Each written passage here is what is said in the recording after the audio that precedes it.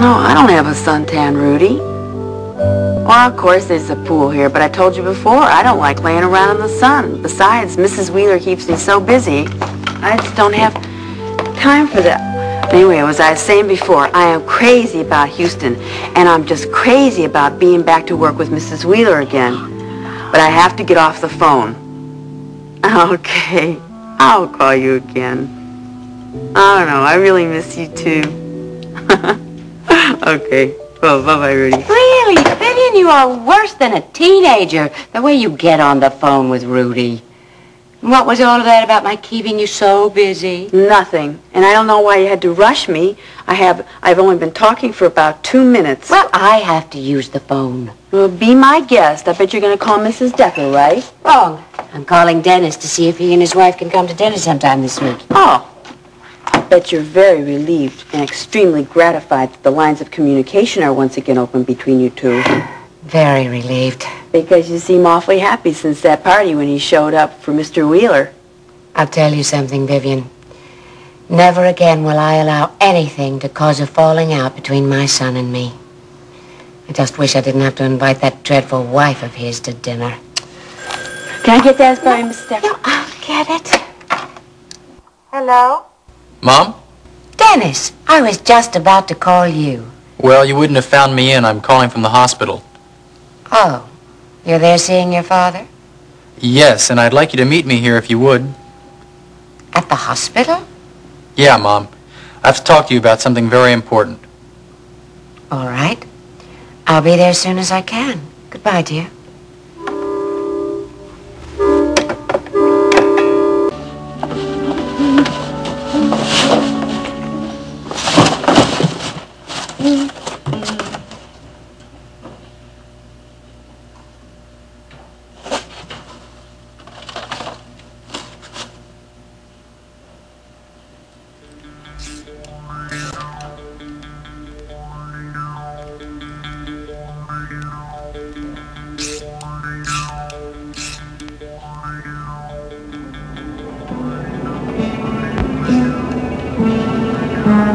Chris?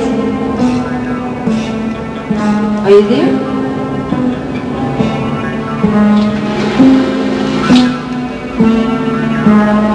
You told me you'd burned all those prints!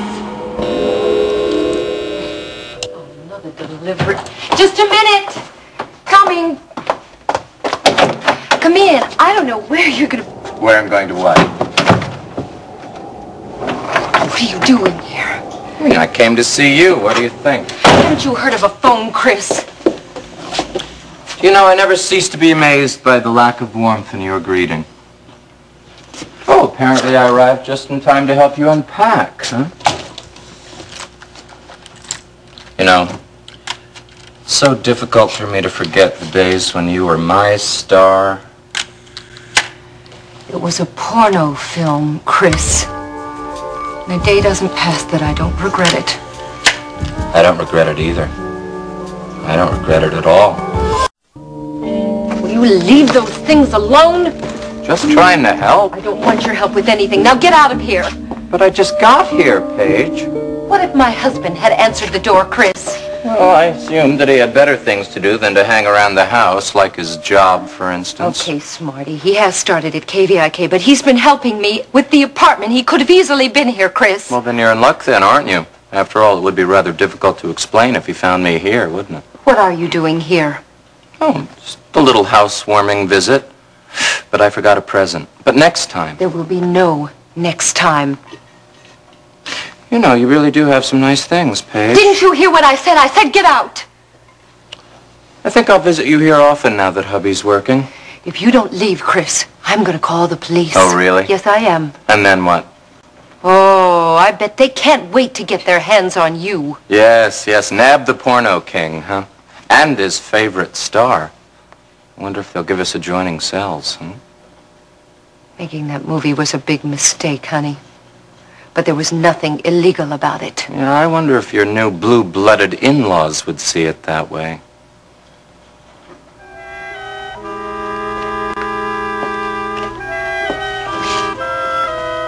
You are crazy to come here, Chris. No, not crazy. Just determined. Yes, you and Dennis really do have some nice things, Paige. Have you talked with your father yet? No, I haven't, Colonel. I wanted to wait to see you. I was wondering how your meeting went with Dad yesterday. Well, it went pretty well. You said you wanted to find out more about what happened in Cambodia? Yes, well, he's still a little reluctant to talk about all that. Yes, he is with me, too. How about your efforts to get the charges dropped? You getting anywhere? Well, I met with Stryker Bellman yesterday. He's the lawyer who's handling all of this. He's handling for Alex Wheeler, is that right? Yeah, he's the best lawyer around, but there's only so much he can do. What's the problem? Dr. Howard, 3-2. The problem is my mother. She's the one who's pressing charges against Dad. Are you sure it's not Alex Wheeler doing it? Oh, I'm sure. As a matter of fact, I think he'd drop the whole thing if it wasn't for Mom. Are you sure you're not getting the runaround?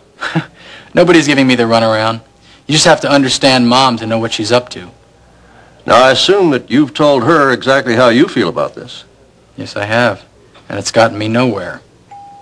That's why I called her this morning to have a meeting. Here in the hospital? Things aren't going very well for me at the moment, Paige.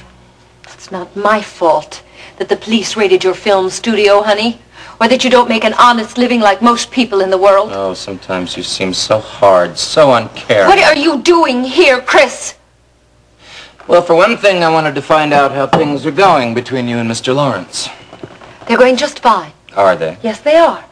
Hey, listen, you can't expect miracles. In other words, you haven't gotten anywhere with him.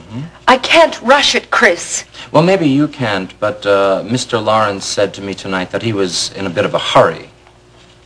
Yes, and you told me, darling, that you knew the man, and it turned out you hadn't even met him. You'd only talked to him on the phone. If he was my friend, I wouldn't need you to help me with any financial backing, would I? It's you that has to be chummy with him, Paige, not me. Hey, Chris, come on. It's a crazy idea. Why don't you just forget about it, huh? What, and go back to making sleazy porno movies? It's more your style, don't you think? No, you forget. You're the one that wanted to turn legit and become a big Hollywood star. Well, here's your chance, Paige. Look, all you have to do is just be chummy with Mr. Lawrence. He likes you a lot. I told you before, Chris. I'm not interested in a Hollywood career anymore. Yes, I know. You're giving that all up for a husband, home, and hearth. Yes, I am, and what of it? Well, I haven't given it up.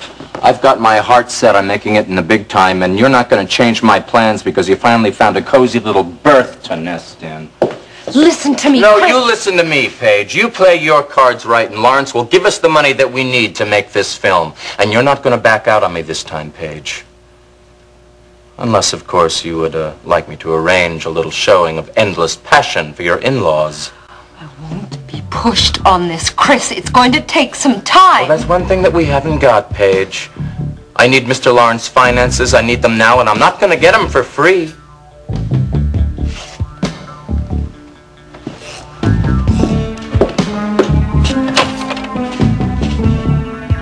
What are you doing? I want you to call Mr. Lawrence and arrange a little rendezvous tomorrow night. Ha! Well, I'm not going to do it. I don't think you have a choice, Paige.